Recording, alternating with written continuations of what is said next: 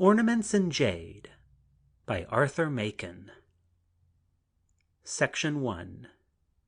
The Rose Garden. And afterwards she went very softly and opened the window and looked out. Behind her, the room was in a mystical semi-darkness.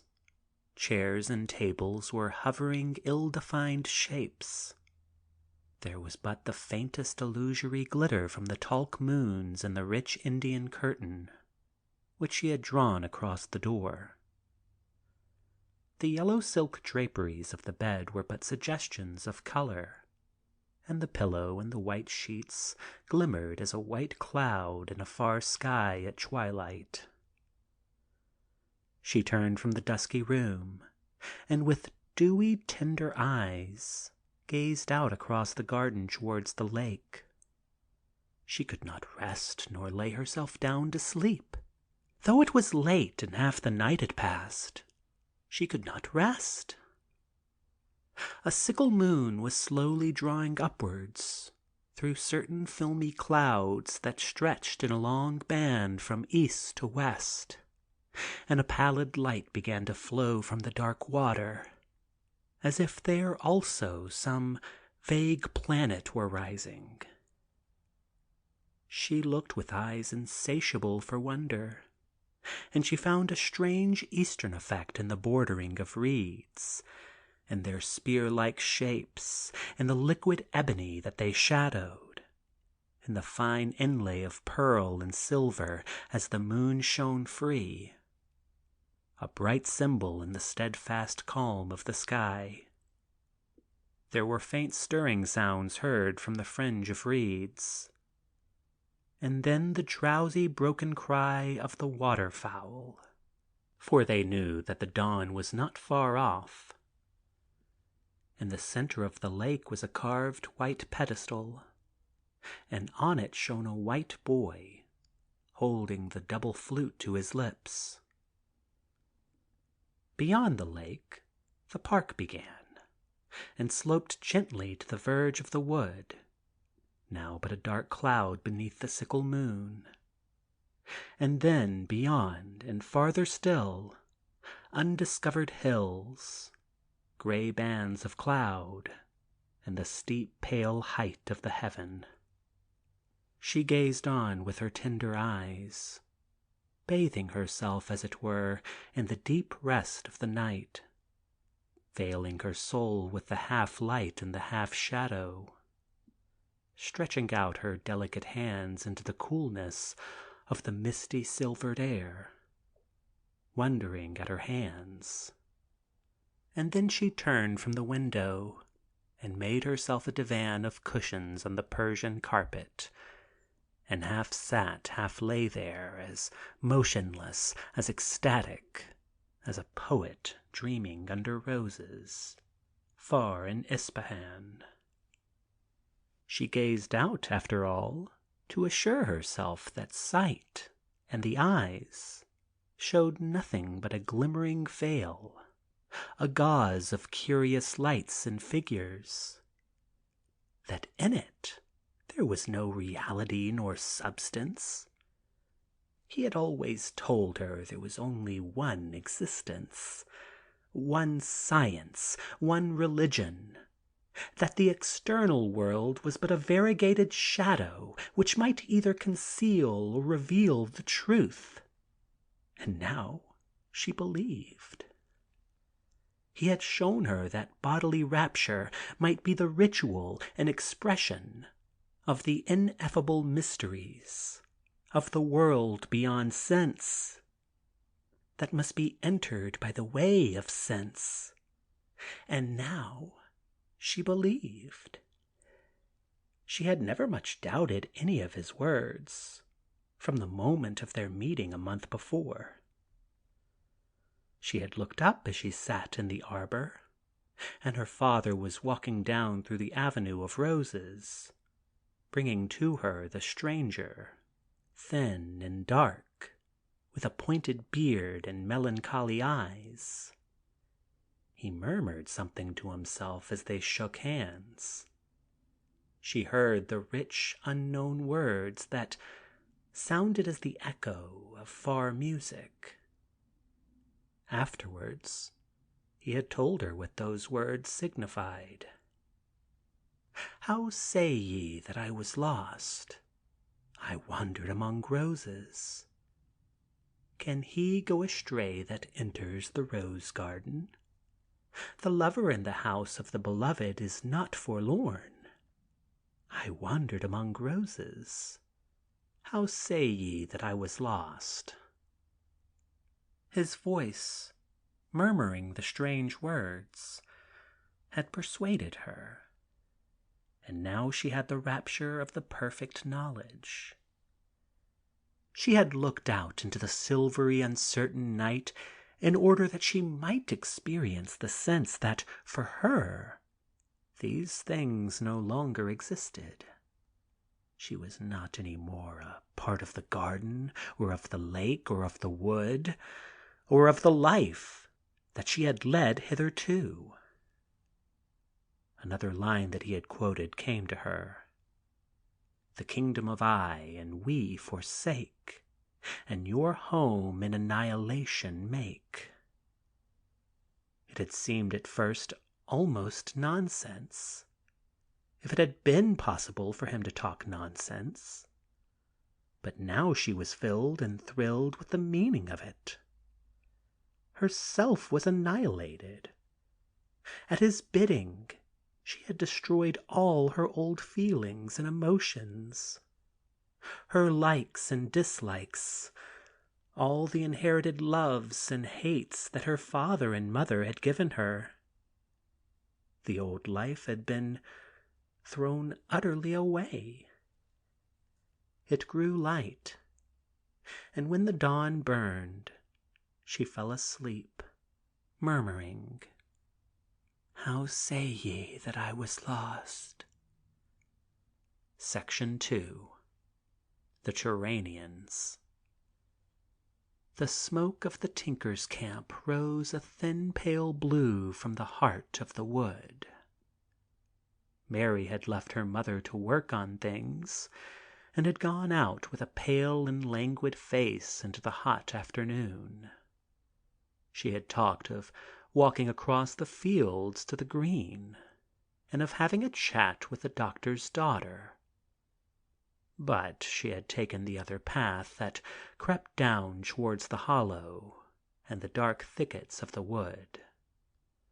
After all, she had felt too lazy to rouse herself, to make the effort of conversation, and the sunlight scorched the path that was ruled straight from stile to stile across the brown August fields, and she could see, even from far away, how the white dust clouds were smoking on the road by the green. She hesitated, and at last went down under the far spreading oak trees, by a winding way of the grass that cooled her feet. Her mother, who was very kind and good, used to talk to her sometimes on the evils of exaggeration, on the necessity of avoiding phrases violently expressed, words of too fierce an energy. She remembered how she had run into the house a few days before, and had called her mother to look at a rose in the garden that burnt like a flame. Her mother had said the rose was very pretty, and a little later had hinted her doubts as to the wisdom of such very strong expressions. "I know, my dear Mary," she had said, "that in your case it isn't affectation. You really feel what you say, don't you? Yes, but is it nice to feel like that? Do you think that it's quite right, even?" The mother had looked at the girl with curious wistfulness, almost as if she would say something more, and sought for the fit words, but could not find them. And then she merely remarked, "You haven't seen Alfred Morehouse since the tennis party, have you?" I must ask him to come next Tuesday. You like him?" The daughter could not quite see the link between her fault of exaggeration and the charming young barrister. But her mother's warning recurred to her as she strayed down the shadowed path and felt the long dark grass cool and refreshing about her feet. She would not have put the sensation into words, but she thought it was as though her ankles were gently, sweetly kissed, as the rich grass touched them, and her mother would have said it was not quite right to think such things. And what a delight there was in the colors all about her!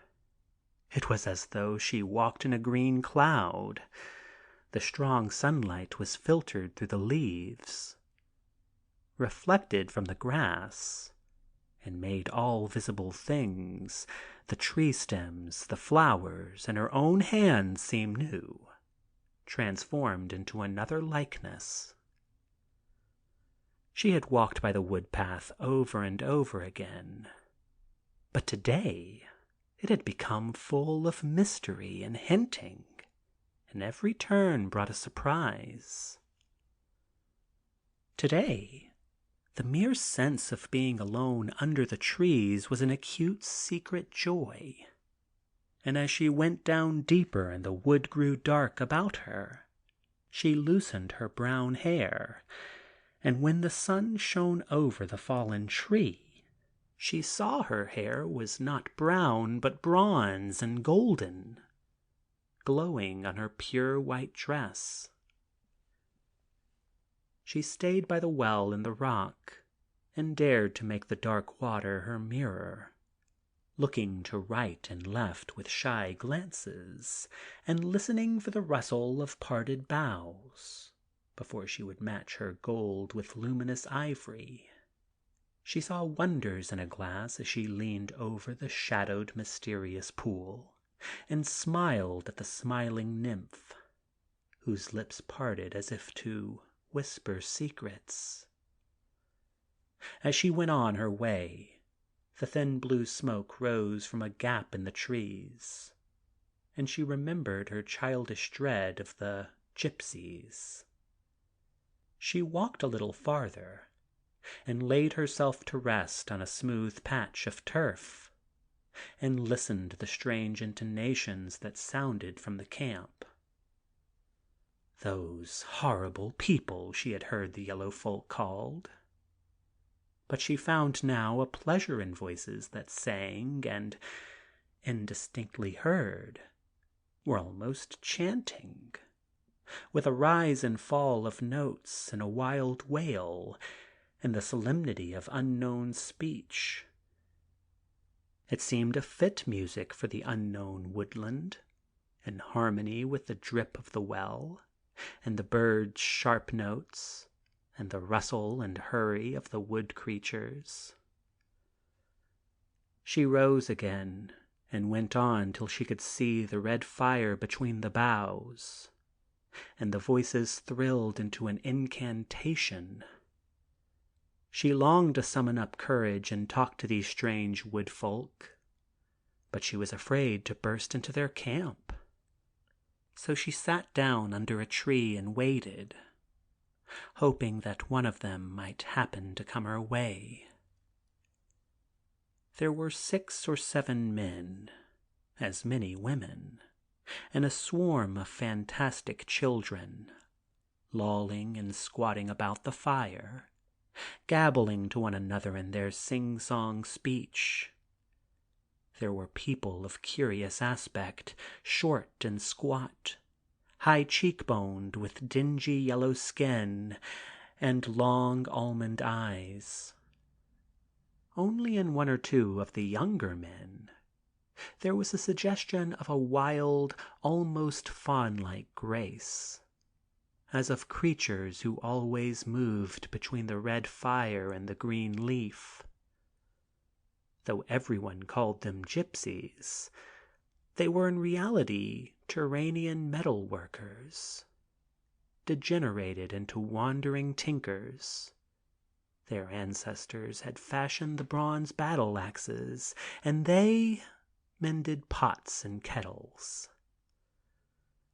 Mary waited under the tree, sure that she had nothing to fear, and resolved not to run away if one of them appeared. The sun sank into a mass of clouds, and the air grew close and heavy. A mist steamed up about the trees, a blue mist like the smoke of a wood fire. A strange, smiling face peered out from between the leaves, and the girl knew that her heart leaped as the young man walked towards her. The Turanians moved their camp that night. There was a red glint like fire in the vast shadowy west, and then a burning paten floated up from a wild hill. A procession of weird bowed figures passed across the crimson disk, one stumbling after another in long single file, each bending down beneath his huge shapeless pack, and the children crawled last, goblin-like, fantastic.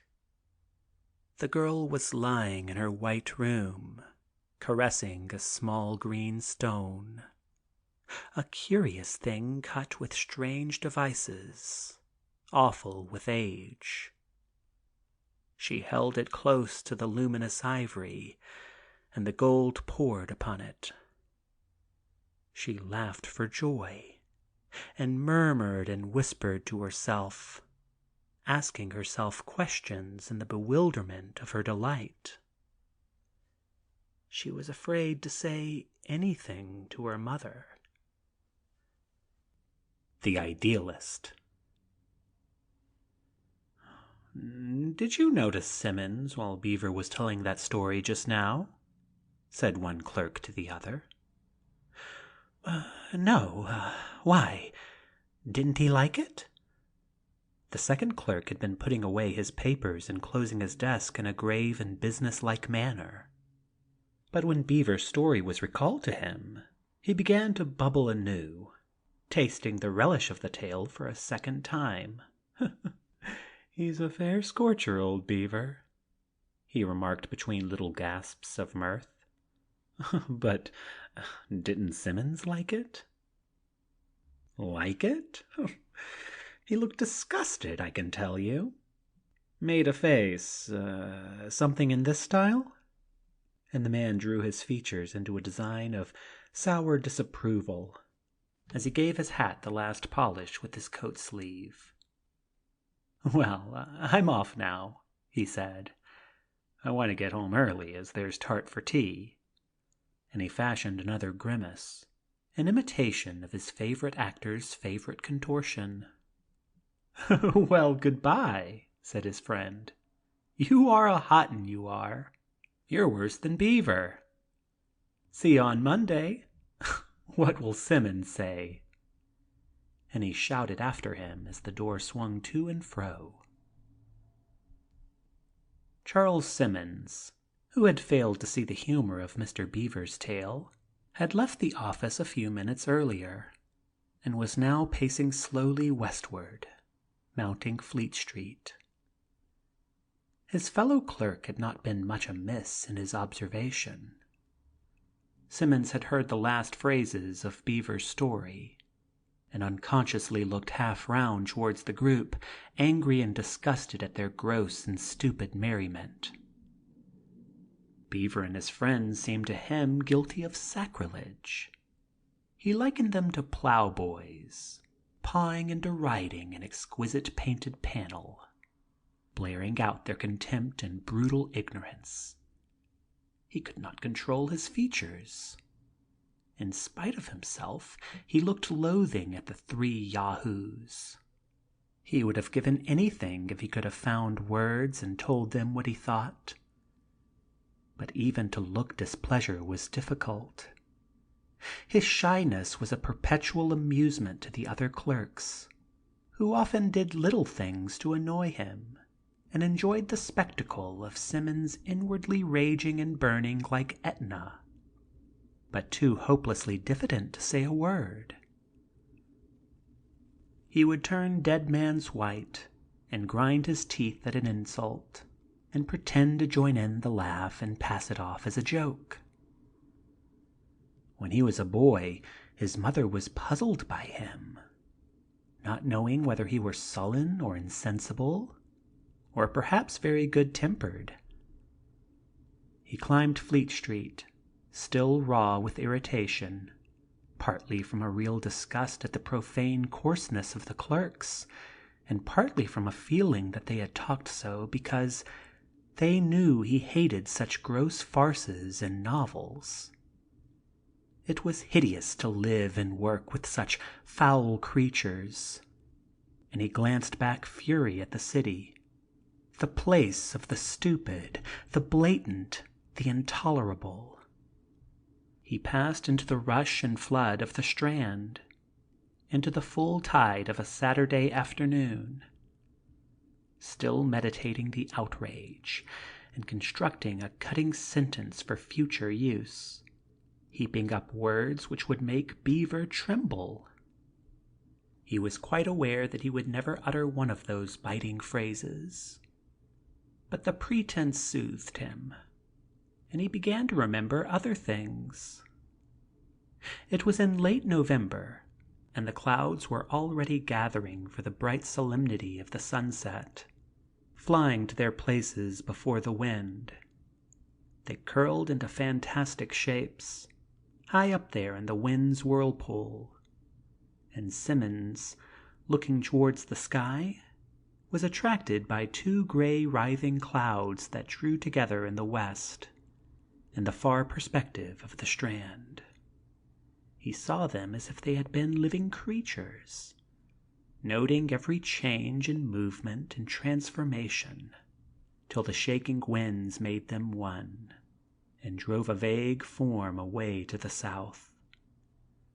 The curious interest he had taken in the cloud shapes had driven away the thought of the office, of the fetid talk which he had so often heard.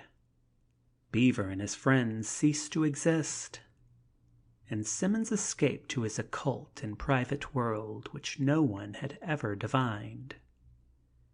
He lived far away down in Fulham, but he let the buses rock past him, and he walked slowly, endeavoring to prolong the joys of anticipation.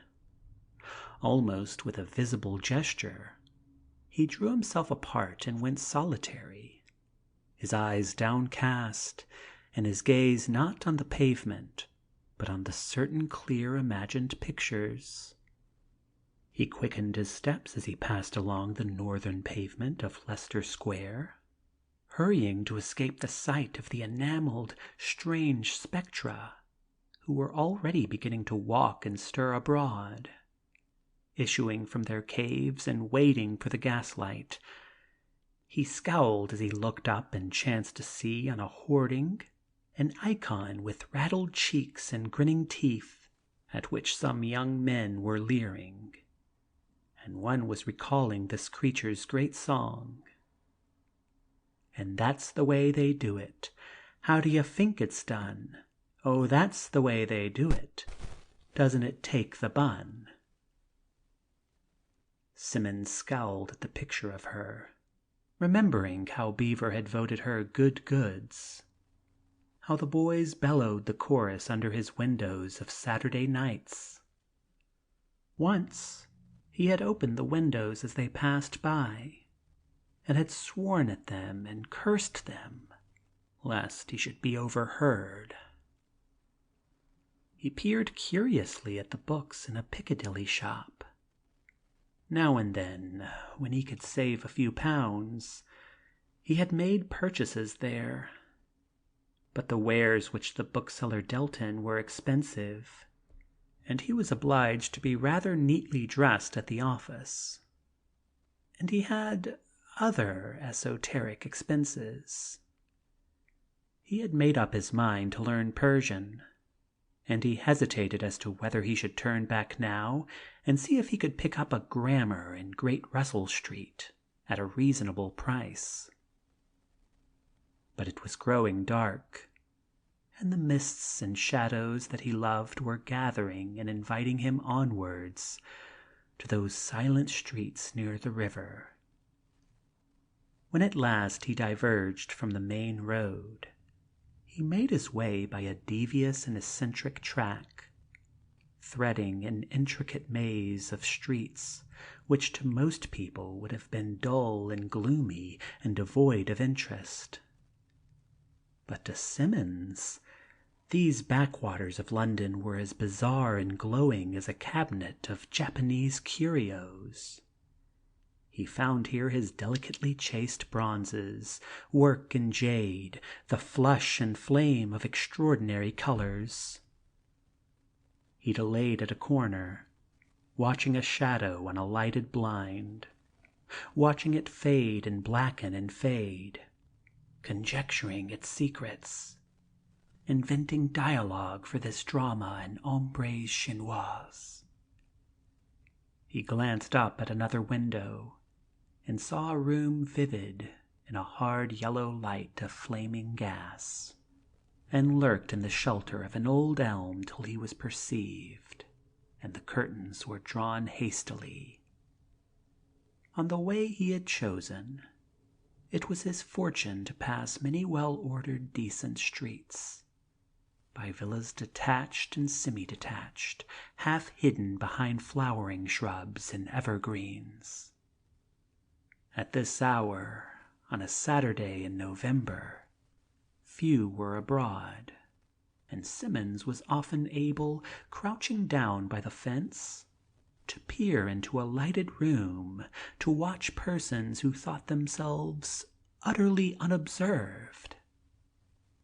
As he came near to his home, he went through meaner streets, and he stopped at a corner, observing two children at play, regarding them with the minute scrutiny of an entomologist at the microscope. A woman who had been out shopping crossed the road and drove the children home, and Symonds moved on, hastily but with a long sigh of enjoyment. His breath came back quick in gusts as he drew out his latchkey.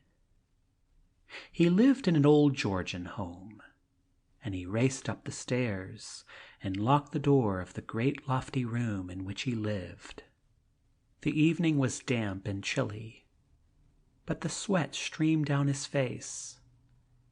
He struck a match, and there was a strange momentary vision of his vast room, almost empty of furniture, a hollow space bordered by grave walls and the white glimmer of the corniced ceiling.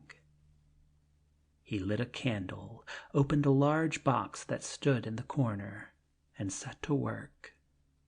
He seemed to be fitting together some sort of lay figure. A vague hint of the human shape increased under his hands. The candle sparkled at the other end of the room, and Symonds was sweating over his task in a cavern of dark shadow. His nervous, shaking fingers fumbled over that uncertain figure, and then he began to draw out incongruous, monstrous things. In the dusk, white silk shimmered. Laces and delicate frills hovered for a moment as he bungled over the tying of knots and fastening of bands. The old room grew rich, heavy, vaporous with subtle scents. The garments that were passing through his hands had been drenched with fragrance. Passion had contorted his face. He grinned stark in the candlelight. He drew it with him to the window and lighted there 3 more candles. In his excitement, for that night he forgot the effect of ombres chinoises, and those who passed and happened to look up at the white staring blind found singular matter for speculation. Section 4. Witchcraft. "Oh, rather left the others behind, haven't we, Miss Custance?" said the captain. looking back to the gate and the larchwood. "I'm afraid we have, Captain Knight. I hope you don't mind very much, do you?" "Mind? Delighted, you know. Sure this damp air isn't bad for you, Miss Custance?" "Oh, do you think it's damp? I like it. Ever since I can remember, I've enjoyed these quiet autumn days. I won't hear of Father's going anywhere else." "Charmin' place, the Grange. Don't wonder you like comin' down here." Captain Knight glanced back again, and suddenly chuckled. "I say, Miss Custance," he said, "I believe the whole lot's lost their way. Don't see a sign of 'em. Didn't we pass another path on the left?" "Yes, and don't you remember? You wanted to turn off." "Yes, of course. I thought it looked more possible, don't you know. That's where they must have gone. Where does it lead?" "Oh, nowhere exactly. It dwindles and twists about a lot, and I'm afraid the ground is rather marshy." "You don't say." The captain laughed out loud. "How awfully sick Ferris will be. He hates crossing Piccadilly if there's a bit of mud about." "Poor Mr. Ferris." And the two went on, picking their way on the rough path, till they came in sight of a little old cottage, sunken alone in a hollow amongst the woods. "Oh, you must come and see Mrs. Wise," said Miss Custance. "She's such a dear old thing. I'm sure you'd fall in love with her. And she'd never forgive me if she heard afterwards that we'd passed so close without coming in. Only a few minutes, you know." "Yes, certainly, Miss Custance. Is that the old lady there at the door?" "Yes. She's always been so good to us children. And I know she'll talk of our coming to see her for months. You don't mind, do you?" "I shall be charmed, I'm sure." And he looked back once more to see if there were any appearance of Ferris and his party. "Sit down, Miss Ethel. Sit down, please, miss," said the old woman when they came in. "And please to sit down here, sir. Will you be so kind?" She dusted the chairs, and Miss Custance inquired about the rheumatism and the bronchitis, and promised to send something from the Grange. The old woman had good country manners, and spoke well, and now and then politely tried to include Captain Knight in the conversation, but all the time she was quietly looking at him. "Yes, sir, I be a bit lonely at times," she said when her visitors rose. "I do miss Nathan sorely. You can hardly remember my husband, can you, Miss Ethel? But I have the book, sir, and good friends, too." A couple of days later, Miss Custance came alone to the cottage. Her hand trembled as she knocked at the door. "Is it done?" she asked, when the old woman appeared. "Come in, miss," said Mrs. Wise, and she shut the door and put up the wooden bolt. Then she crept to the hearth and drew out something from a hiding place in the stones. "Look at that," she said, showing it to the young lady. "Isn't it a picture?" Miss Custance took the object into her fine, delicate hands, and glanced at it, and then flushed scarlet. "How horrible!" she exclaimed. "What did you do that for? You never told me." "It's the only way, miss, to get what you want." It's a loathsome thing. I wonder you're not ashamed of yourself." "I'd be as much ashamed as you be, I think," said Mrs. Wise, and she leered at the pretty, shy-faced girl. Their eyes met, and their eyes laughed at one another. "Cover it up, please, Mrs. Wise. I needn't look at it now, at all events. But are you sure?" "There's never been a mishap since old Mrs. Craddock taught me, and she's been dead for 60 years and more. She used to tell me of her grandmother's days, when there were meetings in the woods over there." "And you're quite sure?" "You do as I tell you. You must take it like this." And the old woman whispered her instructions, and would have put out her hand in illustration, but the girl pushed it away. "I understand now, Mrs. Wise. No, don't do that. I quite see what you mean. Here's the money. And whatever you do, don't you forget the ointment, as I told you," said Mrs. Wise.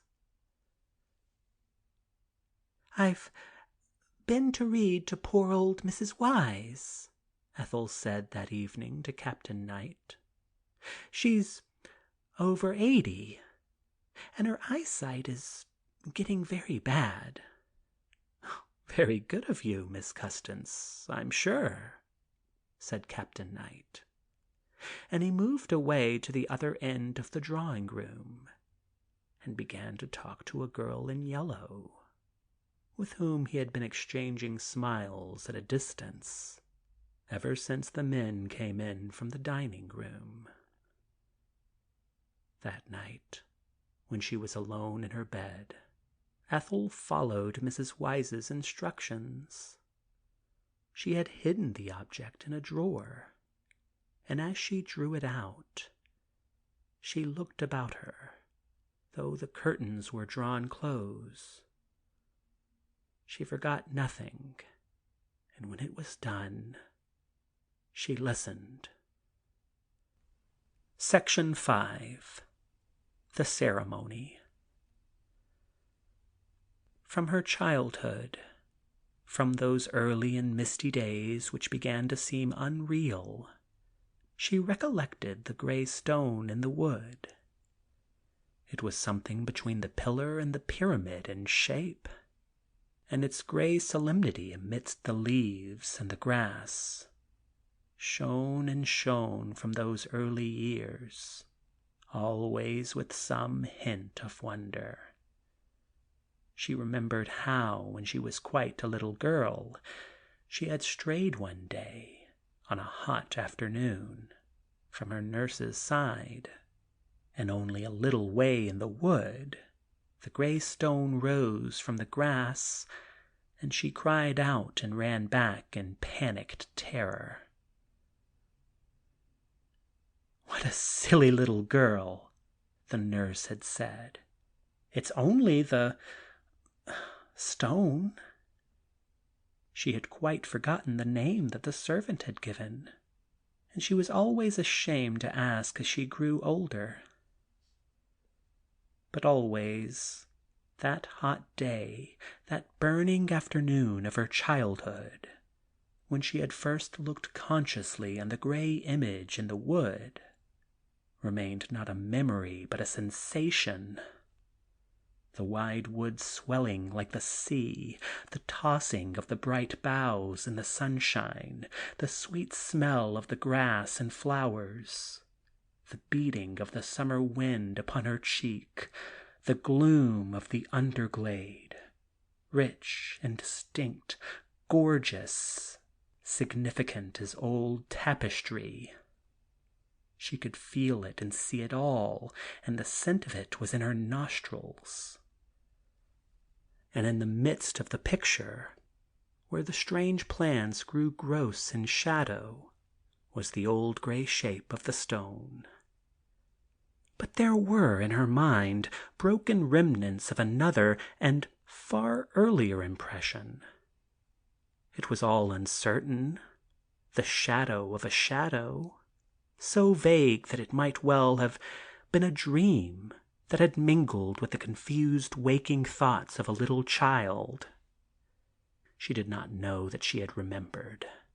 She rather remembered the memory. But again, it was a summer day, and a woman, perhaps the same nurse, held her in her arms and went through the wood. The woman carried bright flowers in one hand. The dream had in it a glow of bright red, and the perfume of cottage roses. Then she saw herself put down for a moment on the grass, and the red color stained the grim stone, and there was nothing else, except that one night she woke up and heard the nurse sobbing.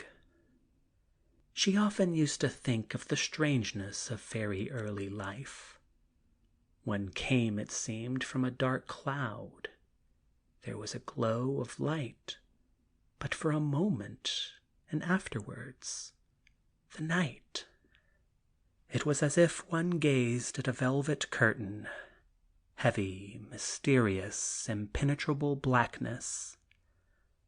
And then, for the twinkling of an eye, one spied through a pinhole a storied town that flamed, with fire about its walls and pinnacles.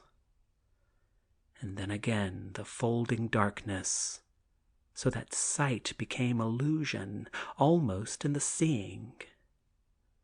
So to her was that earliest doubtful vision of the gray stone, of the red color spilled upon it, with the incongruous episode of the nursemaid who wept at night. But the later memory was clear. She could feel, even now, the inconsequent terror that sent her away shrieking, running to the nurse's skirts. Afterwards, through the days of girlhood, the stone had taken its place amongst the vast array of unintelligible things which haunt every child's imagination. It was part of life, to be accepted and not questioned. Her elders spoke of many things which she could not understand. She opened books and was dimly amazed. And in the Bible there were many phrases which seemed strange. Indeed, she was often puzzled by her parents' conduct, by their looks at one another, by their half-words, and amongst all these problems which she hardly recognized as problems, was the gray ancient figure rising from dark grass. Some semi-conscious impulse made her haunt the wood where shadow enshrined the stone. One thing was noticeable, that all through the summer months the passers-by dropped flowers there. Withered blossoms were always on the ground amongst the grass, and on the stone fresh blooms constantly appeared. From the daffodil to the Michaelmas daisy, there was marked the calendar of the cottage gardens. She had seen sprays of juniper and box, mistletoe and holly. Once she had been drawn through the bushes by a red glow, as if there had been fire in the wood, and when she came to the place all the stone shone and all the ground about it was bright with roses. In her 18th year she went one day into the wood, carrying with her a book that she was reading. She hid herself in a nook of hazel, and her soul was full of poetry, when there was a rustling, the rapping of parted boughs returning to their place. Her concealment was but a little way from the stone, and she peered through the net of boughs and saw a girl timidly approaching. She knew her quite well. It was Annie Dolben, the daughter of a laborer, lately a promising pupil at Sunday school. Annie was a nice-mannered girl, never failing in her courtesy, wonderful in her knowledge of the Jewish kings. Her face had taken an expression that whispered, that hinted strange things. There was a light and a glow behind the veil of flesh, and in her hand she bore lilies. The lady, hidden in hazels, watched Annie come close to the gray image. For a moment her whole body palpitated with expectation. Almost the sense of what was to happen dawned upon her. She watched Annie crown the stone with flowers. She watched the amazing ceremony that followed. And yet, in spite of all her blushing shame, she herself bore blossoms to the wood a few months later. She laid white hothouse lilies upon the stone, and orchids of dying purple, and crimson exotic flowers. Having kissed the gray image with devout passion, she performed there all the antique, immemorial rite. Section 6. Psychology.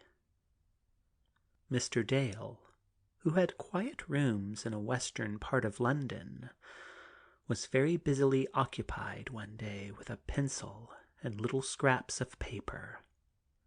He would stop in the middle of his writings, of his monotonous tramp from door to window, jot down a line of hieroglyphics, and turn again to his work. At lunch, he kept his instruments on the table beside him, and a little notebook accompanied him on his evening walk about the green. Sometimes he seemed to experience a certain difficulty in the act of writing, as if the heat of shame or even incredulous surprise held his hand. But one by one the fragments of paper fell into the drawer, and a full feast awaited him at the day's close. As he lit his pipe at dusk, he was standing by the window and looking out into the street. In the distance, cab lights flashed to and fro, up and down the hill, on the main road. Across the way, he saw the long line of sober gray houses, cheerfully lit up for the most part, displaying against the night the dining room and the evening meal. In one house just opposite, there was a brighter illumination, and the open windows showed a modest dinner party in progress, and here and there a drawing-room on the first floor glowed ruddy as the tall shaded lamp was lit.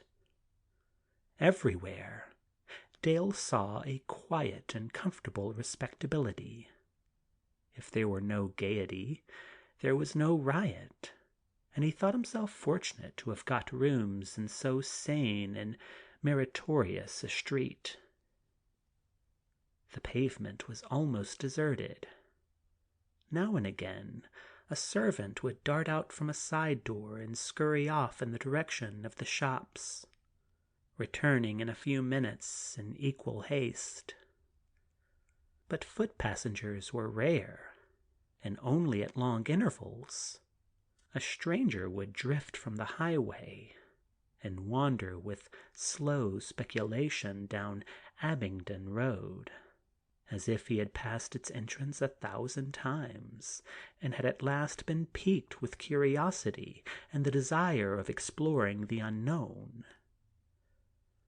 All the inhabitants of the quarter prided themselves on their quiet and seclusion, and many of them did not so much as dream that, if one went far enough, the road degenerated and became abominable.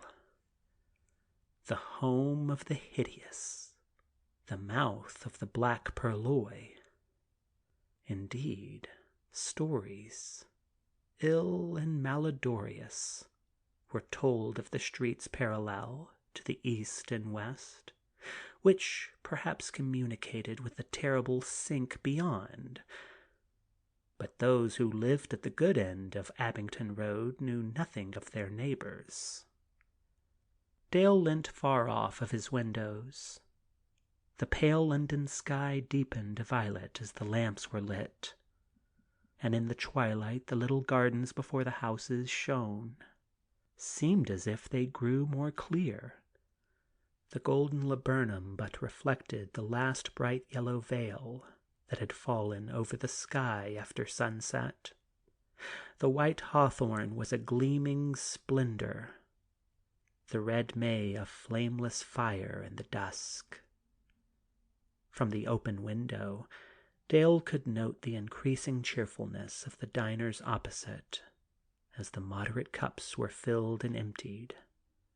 Blinds in the highest stories brightened up and down the street when the nurses came up with the children. A gentle breeze that smelt of grass and woods and flowers and fanned away the day's heat from the pavement stones, rustled through the blossoming boughs and sank again, leaving the road to calm. All the scene breathed the gentle domestic peace of the stories. There were regular lives, dull duties done, sober and common thoughts on every side. He felt that he needed not to listen at the windows, for he could divine all the talk and guess the placid and usual channels in which the conversation flowed. Here there were no spasms, nor raptures, nor the red storms of romance, but a safe rest. Marriage and birth and begetting were no more here than breakfast and lunch and afternoon tea. And then he turned away from the placid transparency of the street and sat down before his lamp and the papers he had so studiously noted. A friend of his, an impossible man named Genus, had been to see him on the night before, and they had talked about the psychology of the novelists, discussing their insight and the depth of their probe. "It is all very well as far as it goes," said Genus. "Yes, it is perfectly accurate. Guardsmen do like chorus girls. The doctor's daughter is fond of the curate. The grocer's assistant of the Baptist persuasion has sometimes religious difficulties. Smart people, no doubt, think a great deal about social events and complications. The tragic comedians felt and wrote all that stuff, I dare say. But do you think that is all? Do you call a description of the gilt tools on the morocco here an exhaustive essay on Shakespeare?" "But what more is there?" said Dale. "Don't you think, then, that human nature has been fairly laid open?" "What more?" "Songs of the frantic lupanar delirium of the madhouse. Not extreme wickedness, but the insensate, the unintelligible, the lunatic passion and idea, the desire that must come from some other sphere that we cannot even faintly imagine. Look for yourself. It is easy." Dale looked now at the ends and scraps of paper. On them he had carefully registered all the secret thoughts of the day, the crazy lusts, the senseless furies, the foul monsters that his heart had borne, the maniac fantasies that he had harbored.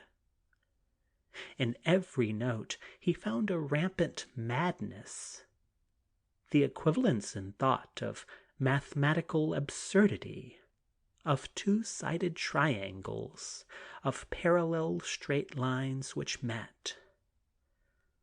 "As we talk of absurd dreams," he said to himself, "and these are wilder than the wildest visions, and are sins. But these are the sins of nightmare. And every day," he went on, "we lead two lives, and the half of our soul is madness, and half heaven is lit by a black sun. I say I am a man, but who is the other that hides in me?" Torture. "I really do not know what to do with him," said the father. "He seems absolutely stupid." "Poor boy," said his mother. "I am afraid he is not well. He doesn't look in good health." "But what's the matter with him? He eats well enough. He had 2 helpings of meat and 2 of pudding today at dinner, and a quarter of an hour afterwards he was munching some sweet stuff. His appetite's all right, you see, anyhow." "But he's very pale. He makes me very anxious." "And he makes me feel anxious, too. Look at this letter from Wells, the headmaster. Here, you see, he says, 'It seems almost impossible to get him to play games. He has had 2 or 3 thrashings, as I hear, for shirking cricket. And his form master gives me a very bad account of his work during the term, so that I fear the school is doing him little, if any, good. And you see, Mary, it isn't as if he were a little boy. He was 15 last April. It's getting serious, you know. What do you think we had better do?" "Oh, I wish I knew. Look at him here. He's only been home for a week, and you'd think he'd be in the best of spirits, enjoying himself with the squire's boys, and singing and racketing about all over the place. And you know the way he has been going on almost from the day he came back, lounging and crawling from the house to the garden and back again, staying in bed half the day and coming down with his eyes half open.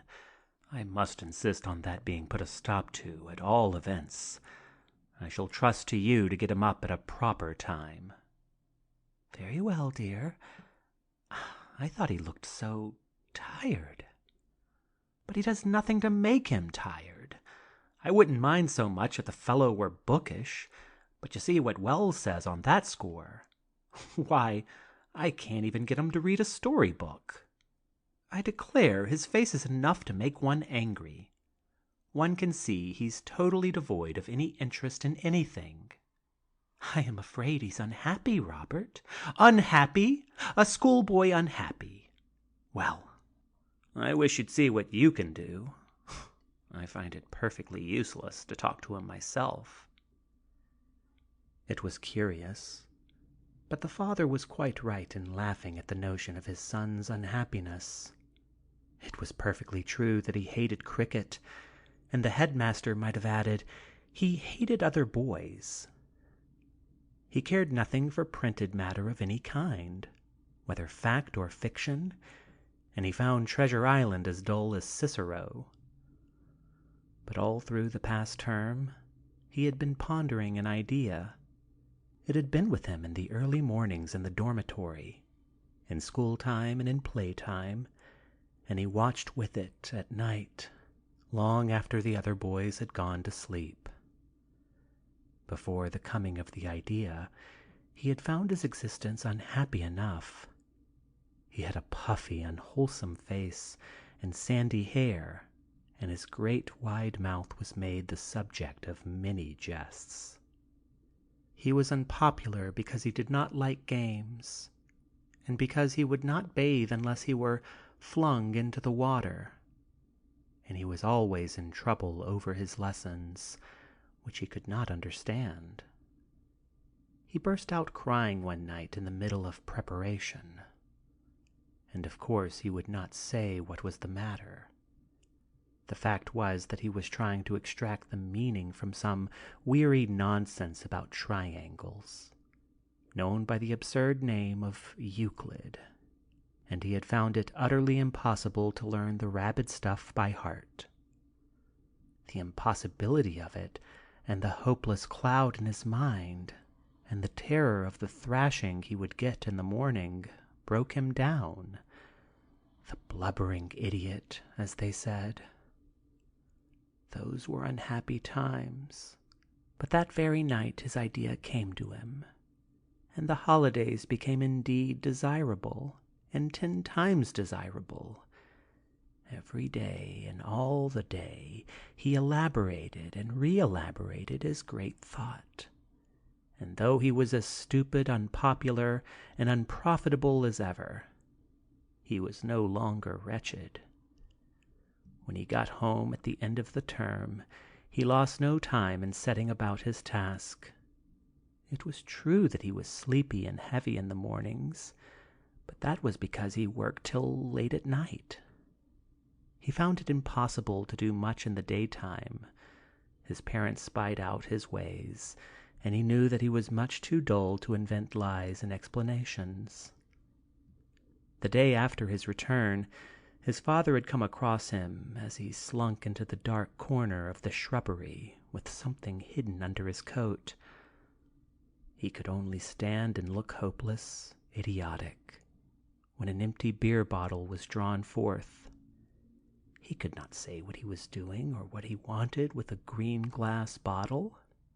His father had left him, telling him not to play the fool, and he felt that he was always watched.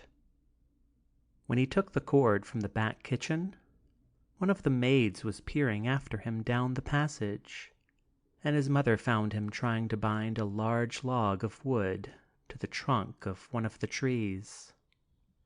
She wanted to know what he was doing, and whether he could not find some more sensible amusement. And he stared at her with his heavy white face. He knew that he was under observation, and so he worked at night. The 2 servant girls who slept in the next room often awoke, fancying they heard a queer sort of noise, a chink chink, as one of them described the sensation, but they could not make out what it was. And at last he was ready. He was loafing about one afternoon, and he happened to meet Charlotte Emery, a girl of 12, the daughter of a neighbor. Harry flushed to a dull burning red. "Come for a walk with me to the beeches?" he said. "I wish you would." "Oh, I mustn't, Harry. Mother wouldn't like it. Do come.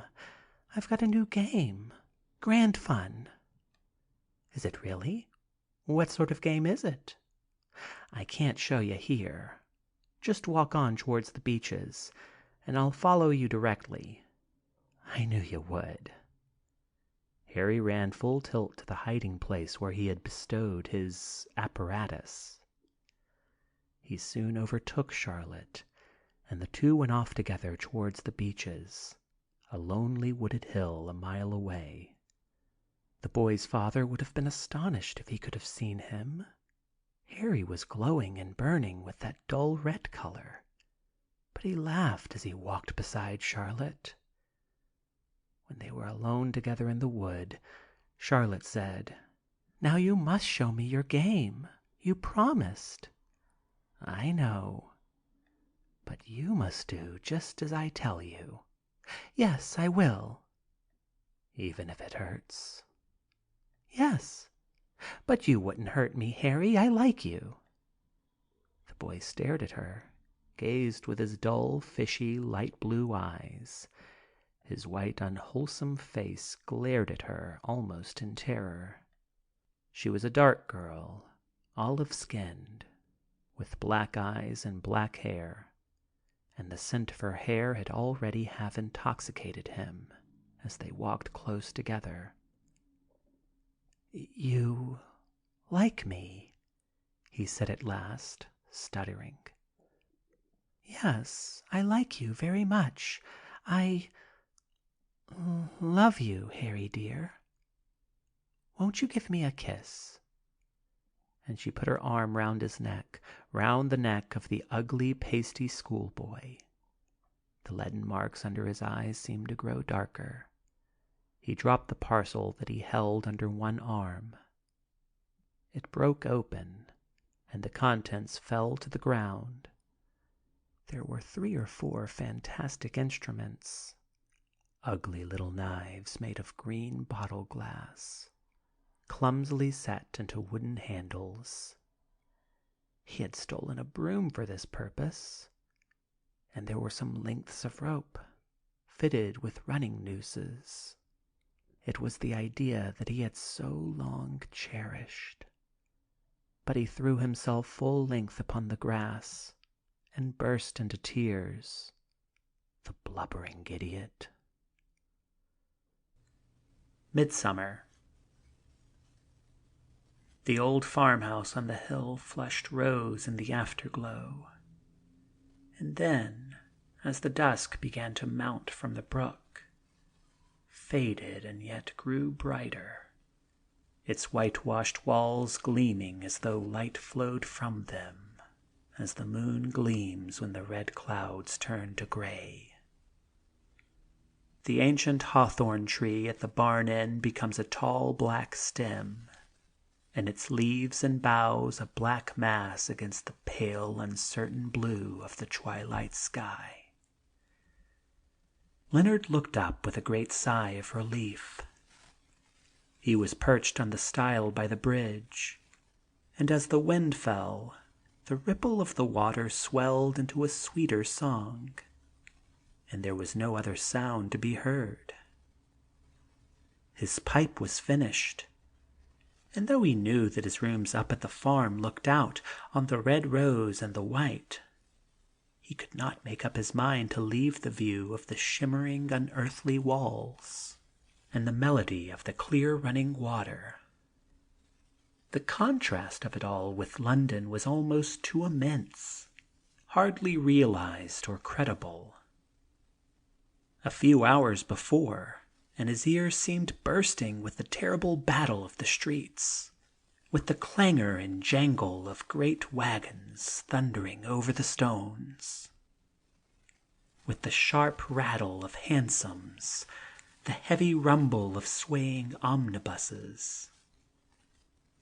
And during the journey his eyes still saw the thronging crowds, the turbid, furious streams of men that pushed eastward and westward, hurrying and jostling one another, wearying the brain with their constant movement, the everlasting flux and reflux of white faces, and the air a hot smoke, a faint sick breath, as though from a fever-stricken city, the sky all gray heat that beat upon weary men as they looked up through the cloud of dust that went before and followed them.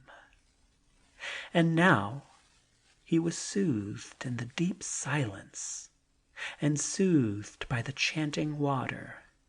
His eyes saw the valley melting into soft shadow, and in his nostrils was the ineffable incense of a summer night, that, as a medicine, allayed all the trouble and pain of body and mind. He wet his hands in the dew of the long grass, and bathed his forehead, as if all the defilement and anguish of the streets should thus be washed utterly away. He tried to analyze the scent of the night. The green leaves that overshadowed the brook and made water dark at noon gave out their odor, and the deep meadow grass was fragrant. A gale of scent breathed from the huge elder bush that lit up the vague hillside hanging above the well. But the meadow-sweet was bursting into blossom at his feet, and the wild red roses drooped down from dreamland. At last he began to climb the hillside towards those white magic walls that had charmed him. His 2 rooms were at the end of the long, low farmhouse, and though there was a passage leading to the big kitchen, Leonard's sitting room opened immediately on the garden, on the crimson roses. He could go and come as he pleased without disturbing the household, or as the pleasant farmer who had expressed it, he had a home of his own. He entered and locked the door, and lit the 2 candles that stood in bright brass candlesticks on the mantelpiece. The room had a low ceiling crossed by a whitewashed beam. The walls were bulging and uneven, decked with samplers with faded prints, and in a corner stood a glass cupboard, displaying quaint flowery china of some forgotten local pattern. The room was as quiet, as full of peace, as the air and the night. And Leonard knew that here, at the old bureau, he would find the treasure he had been long vainly seeking. He was tired, but he did not feel inclined to go to bed. He lit his pipe again and began to arrange his papers, and idly sat down at the bureau, thinking of the task, or rather of the delight before him. An idea flashed suddenly into his mind, and he began to write hurriedly, in an ecstasy, afraid lest he should lose what he had so happily found. At midnight his window was still bright on the hill, and he laid down his pen with a sigh of pleasure at the accomplished work. And now he could not go to bed. He felt he must wander into the night and summon sleep from the velvet air, from the scent of darkness, from the dew. He gently unlocked and locked the door, and walked slowly between the Persian roses and climbed the stone stile in the garden wall. The moon was mounting to a throne in full splendor. Below, at a little distance, there seemed the painted scene of a village, and higher, beyond the farmhouse, a great wood began. And as he thought of the green retreats he had glanced in the sunlit evening, he was filled with a longing of the wood world at night, with a desire for its darkness, for the mystery of it beneath the moon. He followed the path he had noted, till on the wood's verge he looked back, and found that the shape of the farmhouse had fallen into the night and vanished. He entered the shadow, treading softly, and let the track lead him away from the world. The night became full of whisperings, of dry murmuring noises. It seemed soon as if a stealthy host were beneath the trees, every man tracking another. Leonard quite forgot his work and its triumph, and felt as though his soul were astray in a new dark sphere that dreams had foretold. He had come to a place remote, without form or color, made alone of shadow and unchanging gloom. Unconsciously he wandered from the path, and for a time he fought his way through the undergrowth, struggling with the interlacing boughs and brambles that dragged back his feet. At last he got free, and found that he had penetrated into a broad avenue, piercing, it seemed, through the heart of the wood. The moon shone bright from above the tree-tops, and gave a faint green color to the track which ascended to an open glade, a great amphitheater amidst the trees, and lay down in the darkness beside the turfy road, and wondered whether he had lit on some forgotten way, on some great path that the legions had trodden. And as he lay there watching, gazing at the pale moonlight, he saw a shadow advancing on the grass before him. A breath of wind must be stirring some bough behind me, he thought. But in the instant a woman went by, and then the shadows and white women followed thick. Leonard gripped hard at a stick he was carrying and drove his nails into the flesh. He saw the farmer's daughter, the girl who had waited on him a few hours before, and behind her came girls with like faces. No doubt the quiet, modest girls of the English village, of the English farmhouse. For a moment they fronted him, shameless, unabashed before one another, and then they had passed. He had seen their smiles, he had seen their gestures, and things that he had thought the world had forgotten. The white, writhing figures passed up toward the glade, and the boughs hid them. But he never doubted as to what he had seen. Nature. And, there was a broad level by the river, Julian went on, telling the story of his holiday. A broad level of misty meadows, divided by two banks between the hills and the river. They say the Roman world is lost beneath the turf, that a whole city sleeps there, gold and marble and amber, all buried forever. You did not see anything? No, I suppose not. I used to get up early and go out and leave the little modern village behind me, hidden in the hot haze. And then I would stand in the misty meadows and watch the green turf shimmer and lighten as the gray halo rolled away. Oh, the silence! There was no sound except the lapping of the river, the wash of the water on the reeds.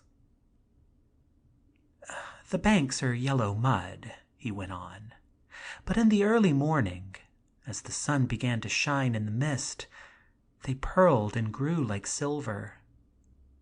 There was a low mound that hid something, and on it an old thorn tree bent towards the east. It was a little way from the tide's brim. I stood there and saw the woods swell out of the haze in the early morning, and that white sun seemed to encompass the town with gleaming walls. If I had stayed still, I think I should have seen the glittering legion and the eagles. I should have heard the sonorous trumpets pealing from the walls. I expect you have seen and heard more than that, said his friend. I always told you that the earth, too, and the hills, and even the old walls are a language, hard to translate. And I came upon a place that made me think of that, said Julian. It was far from the town. I lost my way amongst those rolling hills, and strayed by footpaths from field to wood, and all that I saw of man was here and there a blue smoke that crawled up from the earth, from the tree it might be, or the brook, for I could see no house. I went on, always with the sense that I was following an unknown object, and suddenly a shape rose from forgotten dreams. An old farmhouse built of gray silvery stones. A long barn wavering and dipping down to a black pool. Pine trees overhanging the roof. It was all dim, as if it had been seen reflected in water. I went a little nearer, and I found that I was lifted free of the maze of hills. I fronted the mountain, looking across a deep broad valley, and all the year the mountain winds must blow upon the porch. They look from their deep windows and see the fleeting of the clouds and the sun on that vast hillside. Yellow flowers were shaking in the garden, for even on that still day the mountain winds swept across the valley. But those gray glistening walls, a light flowed from them, and they spoke to something beyond thought. I visited, too, the river valley, passing out to the north. The town was soon hidden behind trees, behind a curtain of Lombardy poplars, whispering of Italy, of the vine, the olive garden. The curving lane led me beneath orchards, their underboughs dark green, almost black in the shadow, and the road winding between the orchard and the river led me into the long valley, where the forest is as a cloud upon the hill. I watched the yellow tide cease, and the water flow clear, and the breath of the wind was unearthly. It was there that I saw the burning pools. You stayed for the sunset? Yes, I stayed all day within the valley. The sky was gray but not cloudy. Rather, it was a glowing of silver light that made the earth seem dim and yet shining. Indeed, I say that though the sun was hidden. You would have dreamed that white moons were floating through the air, for now and again I saw the misty hillside pale and lighten, and a tree would appear suddenly in mid-forest, and glitter as if it blossomed. Yes, and in the calm meadows by the riverside there were little points of brightness, as if tongues of white fire sparkled in the gray grass. And the river itself? It was all the day a hieroglyphic, winding in S's beneath those haunting banks, colorless and yet alight, like all the world around. At last in the evening I sat down beneath an elm on the slope, where I breathed the scent and knew the heavy stillness of the wood. Then a strong wind blew, high up in the heaven, and the gray veil vanished. The sky was clear pale blue. In the west there was exhibited an opal burning green, and beneath a purple wall. Then, in the middle of the purple, a rent opened. There was a red glint and red momentary rays, as if rose-hot metal were beaten and dented on the anvil, and the sparks fled abroad. So the sun sank. I thought I would wait and see all the valley, the river and the level, and the woods sink into twilight, become somber, formless. The light went out from the river. The water paled as it flowed between the sad reeds and grasses. I heard a harsh, melancholy cry, and above, in the dusky air, a flight of great birds passed seaward in changing, hieroglyphic order.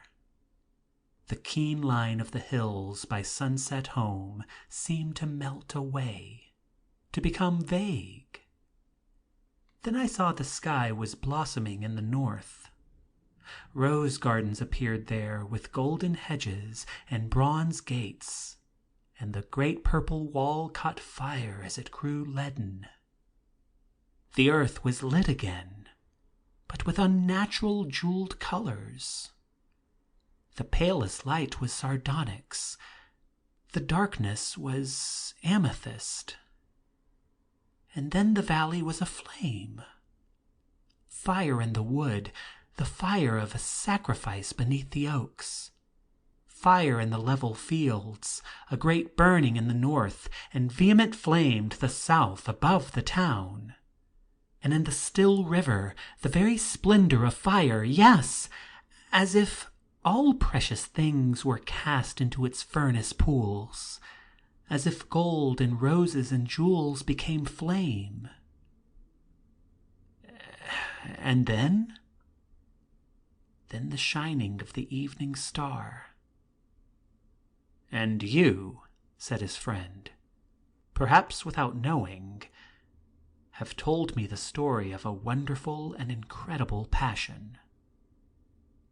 Julian stared at him in amazement. "You are quite right," he said at length.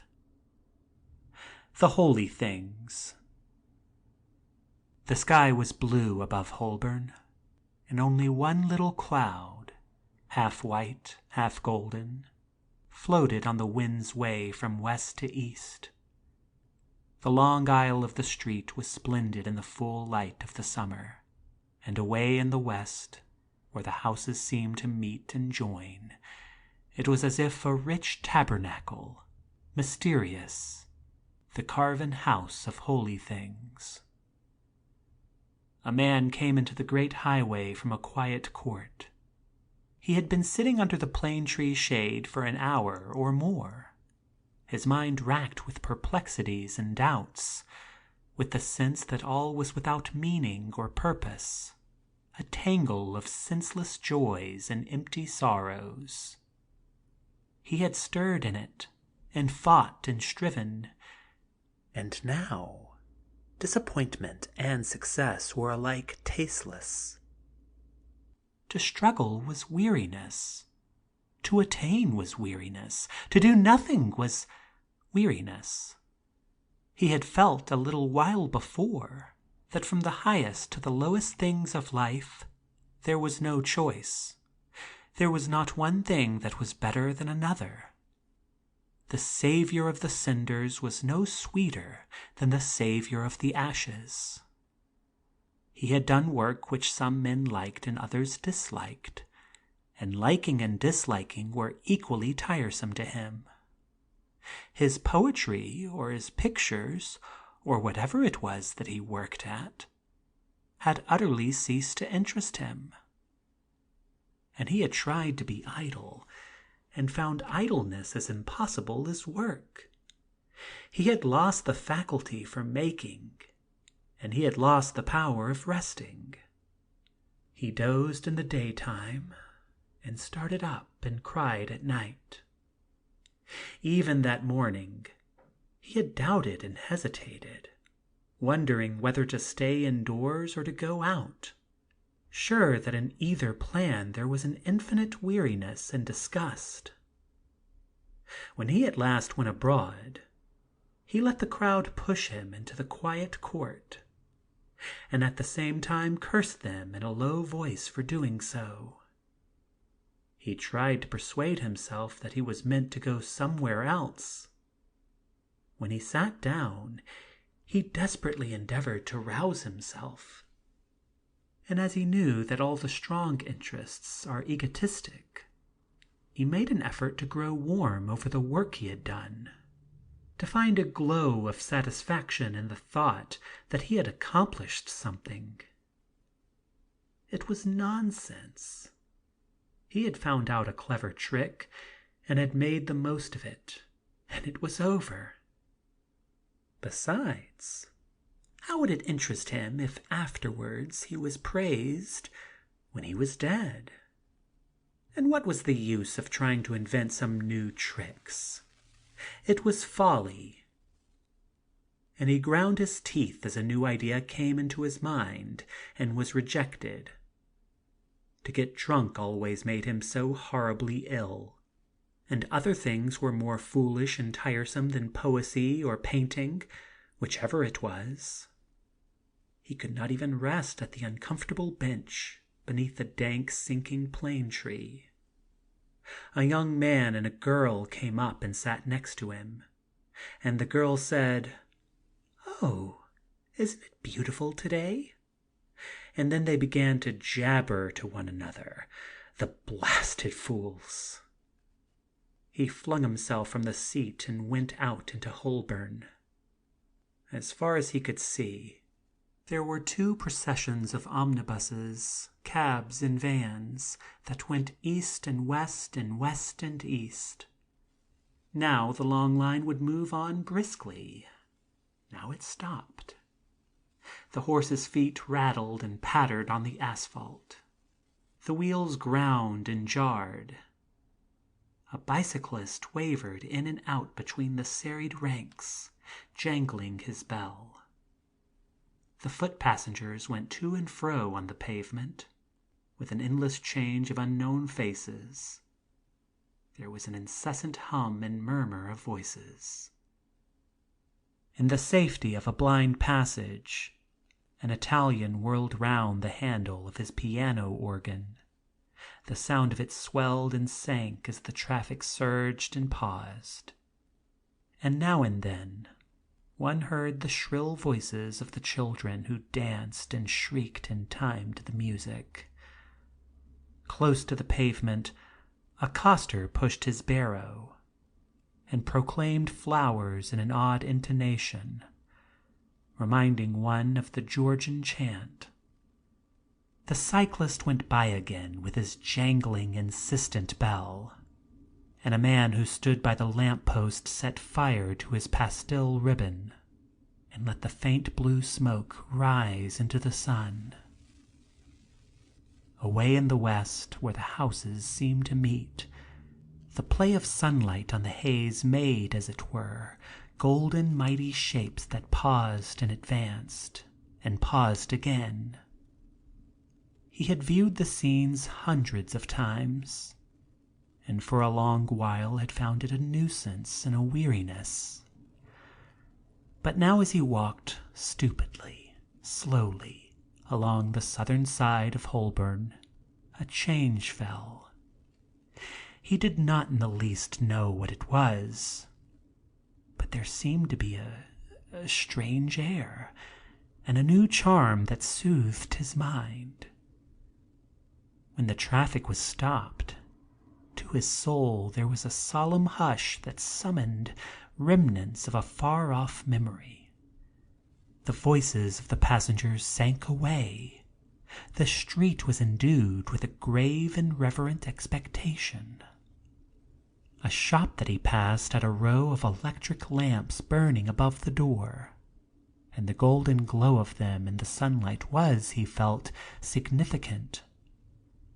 The grind and jar of the wheels as the procession moved on again gave out a chord of music, the opening of some high service that was to be done, and now, in an ecstasy, he was sure that he heard the roll and swell and triumph of the organ, and shrill sweet choristers began to sing. So the music sank and swelled and echoed in the vast aisle in Holborn. What could these lamps mean, burning in the bright sunlight? The music was hushed in a grave close, and in the rattle of traffic he heard the last deep sonorous notes shake against the choir walls. He had passed beyond the range of the Italian's instrument. But then a rich voice began alone, rising and falling in monotonous but awful modulations, singing a longing, triumphant song, bidding the faithful lift up to their hearts, be joined in heart with the angels and archangels, with the thrones and dominations. He could see no longer. He could not see the man who passed close beside him, pushing his barrow and calling flowers. Ah! He could not be mistaken. He was sure now. The air was blue with incense. He smelt the adorable fragrance. The time had almost come. And then the silvery, reiterated, instant summons of a bell. And again and again. The tears fell from his eyes. In his weeping, the tears poured a rain upon his cheeks. But he saw in the far distance, the carven tabernacle, golden mighty figures moving slowly, imploring arms stretched forth. There was a noise of a great shout. The choir sang in the tongue of his boyhood that he had forgotten. Sent, sent, sent. Then the silvery bell tinkled anew, and again and again. He looked and saw the holy, white and shining mysteries exhibited in Holborn. End of section 10. End of Ornaments in Jade by Arthur Machen.